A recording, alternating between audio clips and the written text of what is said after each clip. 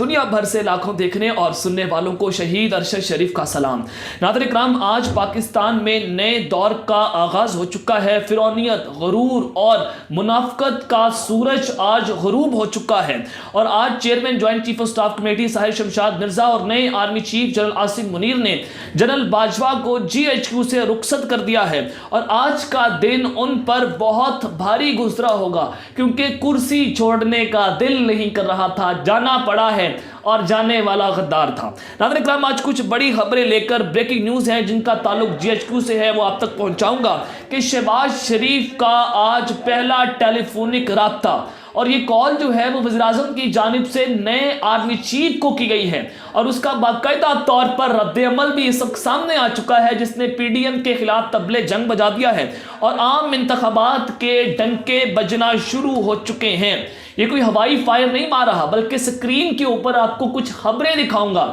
اور یہ میری خبریں نہیں ہیں بلکہ حکومتی سطح کے اوپر جو کچھ فائنلائز ہو چکا ہے وہ سب کچھ آپ کے سامنے رکھوں گا کہ جنرل عاصم منیر کا پہلا دن ہی PDM پر بھاری گزرا ہے اور الیکشنز کے فنڈز جاری کر دیے گئے ہیں، جس نے حکومت پر بجلیاں گرا دی ہیں۔ اس حوالے سے اہم ترین تفصیلات آپ کے سامنے رکھنی ہے۔ اور دوسری خبر کہ جاتے جاتے جنرل باجوہ عمران خان کے قدموں میں ڈھیر ہو چکے ہیں، اور آخری 72 گھنٹے یہ کیسے تڑپ تڑپ کر گزرے، GHQ میں اس وقت کیا ہوتا رہا، زمان پارک میں کیا جو پیغامات پہنچائے گئے، عمران خان کا کوڑا جواب آ چکا تھا، خان صاحب نے رندہ پھیر دیا تھا۔ یہ تمام تفصیلات آپ کے سامنے رکھنی ہے۔ اور تیسری خبر بڑی امپورٹنٹ ہے کہ پاک فوج میں آپریشن کلین اپ شروع کر دیا گیا، اس کا باقاعدہ طور پر کیا فیصلہ ہو چکا ہے اور کون کون اس آپریشن کی زد میں آ چکا ہے، اس حوالے سے اہم ترین تفصیلات آپ کے سامنے رکھنی ہے۔ لیکن اگر آپ نے چینل کو سبسکرائب نہیں کیا، چینل کو لازمی سبسکرائب کر لیں، بیل آئیکن کو دبا دیں، آنے والی تمام تر اپڈیٹس آپ کی خدمت میں بر وقت پیش ہوتی رہیں۔ ناظرین کرام، سب سے پہلی خبر کہ پاکستان کے خلاف TTP نے جنگ کا اعلان کر دیا ہے۔ یہ بڑا الارمنگ سچویشن ہے پاکستان کے لیے، کیونکہ یہ اہم خط ہے جو آپ سکرین کے اوپر بھی دیکھ سکتے ہیں، جو اس وقت منظر عام پر آیا ہے۔ اس میں جناب TTP کی جو وزارت دفاع ہے، انہوں نے پاکستان کی ایجنسیز کو خط لکھا ہے، یہ لیٹر ہے یا ان کی پریس ریلیز ہو سکتی ہے، وہ سامنے آئی ہے۔ اس میں بتایا گیا ہے کہ جناب پاکستان کی وزارت دفاع اور تحریک کے تمام گروپ لیڈرز جو ہیں ان کی جانب سے جو بنو کا علاقہ ہے لکی مروت، وہاں پر مختلف علاقوں میں عسکری اداروں کی طرف سے مجاہدین کے خلاف مسلسل آپریشنز ہو رہے ہیں، اور اقدامی حملوں کا نہ رکنے والا سلسلہ شروع ہو چکا ہے۔ تو اب آپ کے لیے امر ہے کہ ملک بھر میں جہاں بھی آپ کی رسائی ہو سکتی ہے حملہ کریں۔ یہ اپنے لوگوں کو TTP نے کہا اپنے دہشت گردوں کو کہ جہاں پر ہو سکتا ہے اپنے حملے کر دینے، یعنی کہ پاکستان میں حملوں کی نئی لہر، اللہ تعالیٰ میرے پاکستان کو محفوظ رکھے۔ کہا گیا کہ ہم عوام پاکستان کی خدمت میں عرض کرتے ہیں کہ ہم نے بارہا آپ کو خبردار کیا اور مسلسل صبر سے کام لیا تاکہ مذاکراتی عمل کم از کم ہماری طرف سے سبوتاس نہ ہو، مگر فوج اور خفیہ ادارے باز نہ آئے اور حملے جاری رکھے، لہٰذا ملک بھر میں ہمارے انتقامی حملے بھی شروع ہوں گے انشاءاللہ تعالیٰ العزیز۔ ناظرین کرام، یہ ہماری ایجنسیز کے لیے بڑی لازمی سچویشن ہے۔ اللہ تعالیٰ ہماری پاک فوج کو اس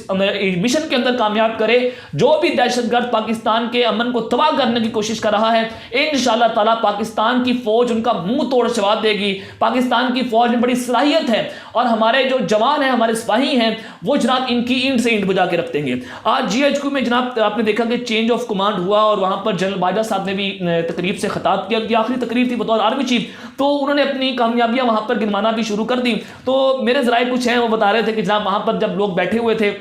تو وہ ہنس رہے تھے کہ جناب کامیابیاں گنوا رہے ہیں تو ہمیں پتہ ہے تمہارا اندر سے کہ تم نے کیا کچھ پاکستان کے ساتھ کیا۔ اور پھر باجوہ صاحب نے عاصم منیر صاحب کو گلے لگانے کی کوشش کی، جبکہ چینج آف کمانڈ ہو رہی تھی، کمان وہ دے رہے تھے عاصم منیر کو، اور عاصم منیر صاحب نے بڑا ڈسپلن کا مظاہرہ کیا اور ان کو گلے لگانے سے انہوں نے گریز کرتے رہے۔ وہ آپ اگر ویڈیو دیکھیں سوشل میڈیا پر تو جناب وہ بڑا ایک ریفلیکشن تھا کہ جنرل عاصم منیر صاحب جو ہے وہ سوچ کیا رہے ہیں۔ یہ بڑا امپورٹنٹ ہے، باڈی لینگویج جو ہے وہ آپ کو ہر طرح سے آگاہ کر دیتی ہے کہ آئندہ آنے والا شخص جو ہے وہ کیسا ہے، آئندہ آنے والے دن جو ہے وہ کیسے ہیں۔ تو جنرل عاصم منیر جو ہے وہ مجھے بڑے ڈسپلن لگے، اور جنرل باجوہ صاحب نے ویسے ہی کہہ دیا کہ میں غلامی کی زندگی گزاروں گا، تو یہ حالات جو ہیں وہ کس جانب جا رہے ہیں۔ تو لگتا یوں ہے کہ جنرل عاصم منیر جو ہے وہ اس پے رول پر نہیں چلیں گے جس طرح سے جنرل باجوہ صاحب نے پورے ملک کے ساتھ جو ستیہ ناز کر کے رکھ دیا۔ اور اب پاک فوج میں آپریشن کلین اپ شروع کر دیا گیا ہے، اس حوالے سے باجوہ ٹیم کو فارغ کر دیا گیا ہے۔ کون کون اس آپریشن کی زد میں آیا ہے وہ تمام تفصیلات آپ کے سامنے رکھ دیتا ہوں کہ ریڈ لائن اور بہت ہی بس بہت ہو چکا ہے، یعنی کہ ریڈ لائن کھینچ دی گئی ہے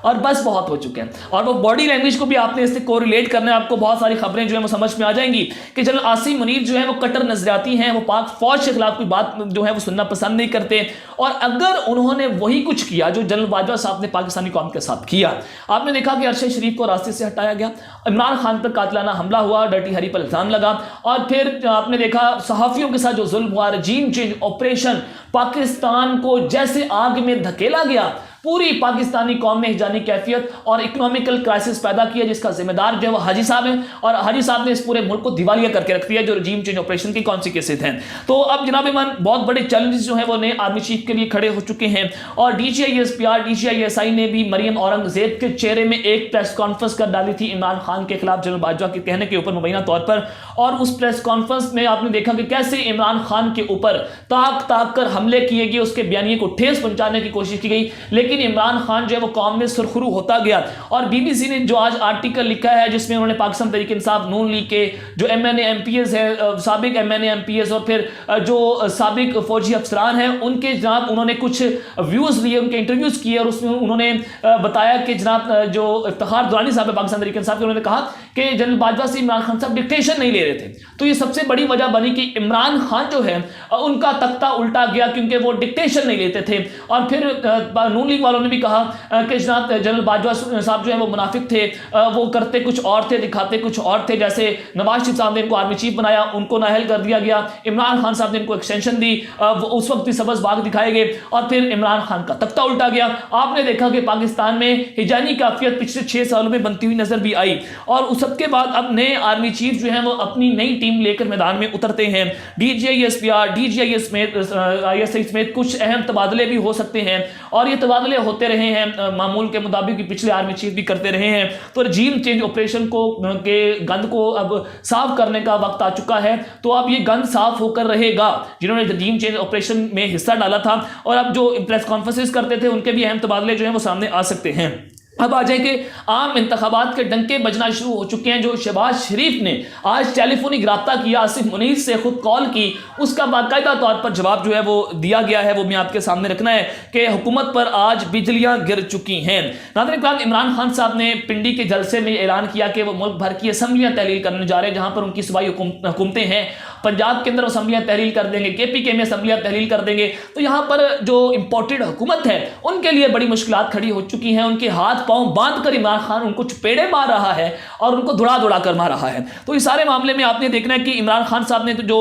پتہ پھینکا اور جو سرپرائز دیا وہ حکومت کے لیے جو ہے وہ باقی طور پر سرپرائز تھا. ان کے وہ یہ ایکسپیکٹ نہیں کر رہے تھے. تو نون لیگ کے جو لوگ ہیں وہ ہمیں بتا رہے ہیں کہ جناب ہمیں عمران خان نے ایسا پھنسا دیا تو ہمیں سمجھ نہیں آ رہی کہ ہم کریں تو کریں کیا. تو اس سارے معاملے میں جناب ایمان یہ خبر جو ہے وہ ذرا آپ سکرین کے اوپر بھی دیکھ سکتے ہیں کہ ملک میں انتخابات کے لیے الیکشن کمیشن کی تکنیکی گرانٹ منظور کر لی گئی ہے. اقتصادی رابطہ کمیٹی کے اجلاس میں طلب کیے گئے 47 ارب کی بجائے